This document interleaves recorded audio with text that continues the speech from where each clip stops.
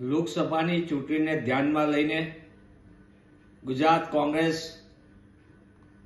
રાજ્યના 243 તાલુકામાં સંગઠનના માધ્યમથી અસરકારકતા વધે ચૂંટણીમાં વધુમાં વધુ લોકોને કોંગ્રેસ તરફી જોડી શકાય તે માટે તાલુકા સંમેલનનું આયોજન કર્યું છે. કોંગ્રેસ પક્ષના 75 જેટલા યુવાન અને અનુભવી આગેવાનોને અલગથી એમને જવાબદારી સોંપવામાં આવી છે. દરેકને 3 તાલુકાની જવાબદારી સોંપવામાં આવી છે. ગુજરાત પ્રદેશ કોંગ્રેસ સમિતિના સન્માનીય પ્રમુખ શ્રી શક્તિસિંહજી ગોહિલ, સંગઠન પ્રભારી એઆઈસીસીના મહાસચિવ શ્રી મુકુલ વાસનિકજી, અમારા કોંગ્રેસ પક્ષના વિધાનસભાના નેતા શ્રી અમિતભાઈ ચાવડા, ઉપનેતા શ્રી શૈલેષભાઈ પરમાર સહિત ટીમ કોંગ્રેસ એક સમગ્ર રાજ્યમાં 10મી માર્ચ સુધીમાં તમામ તાલુકા મથકો પર કોંગ્રેસના સંગઠનના કાર્યકરના સંમેલનો થાય તે દિશાનું આયોજન કર્યું છે.